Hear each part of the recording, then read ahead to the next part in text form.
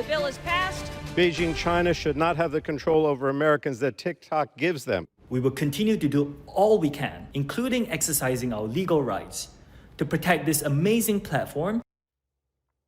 The clock is ticking over the state of TikTok. The battle over a possible ban in the U.S. is now in the hands of the Senate. This after the House passed a bill that would require the app cut ties with the China-based parent company. This is due to national security concerns. So Arizona representatives did not vote down party lines. Juan Ciscomani, Eli Crane, Debbie Lasco, and Greg Stanton all voted yes to force TikTok's ownership to change.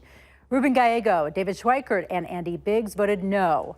Raul Grijalva and Paul Gosar did not vote. To expand more on this concern on cybersecurity, we have a cybersecurity expert with us, Matt Malone. Matt, the nation's been talking about this for quite a while now. So what is the major concern today?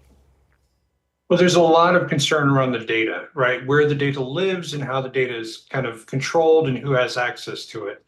So with data that's in the US, we have controls around that. In the European Union, we have GDPR. In China, we don't, right? So there's a lot of information in there that can be used for phishing attempts, malware, things like that. So it's a pretty major concern. The DoD canceled it a long time ago, so there's a lot of cyber issues there. And the concern's elevated now that we're pushing closer to the presidential election. Why so?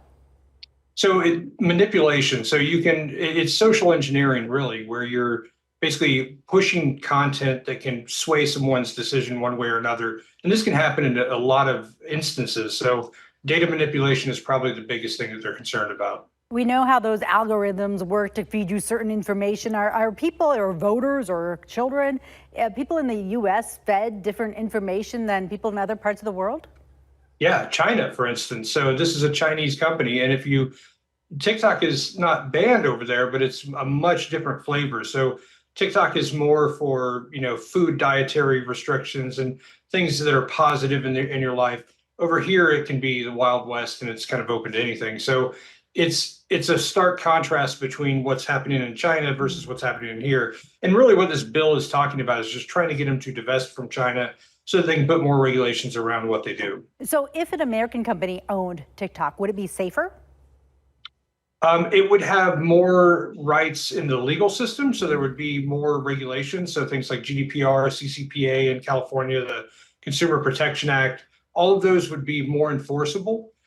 In China, we don't really know what happens to that data. So if they wanted to use that information to maybe run an attack or a hack against us, that could happen.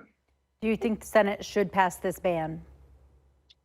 I work in the Department of Defense space a lot, so I work in kind of a highly regulated industry, and yeah, it's definitely a concern. I think there's probably more things happening closed door that we don't know about, but for a kind of bipartisan bill to pass, something is a little bit more there than meets the eye. I have TikTok on my phone. I don't use it that much, but I went to try to go live during our newscast, and it asked for my photo ID and a selfie or a credit card.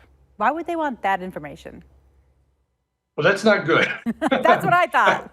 Yeah, I wouldn't really give that information out because again, that's going directly over to China and that can go kind of any which way they want it to go. Most of our hacks come from either China or Russia currently.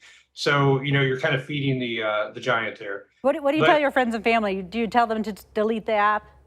I don't have TikTok. My wife doesn't have TikTok, so that's just coming from a cybersecurity expert. Just the expert on cybersecurity. So that's a pretty good make of that what you will, but yeah, I wouldn't use it. All right. Thank you so much, Matt. Great job explaining everything to us today. Thank you. Thank you.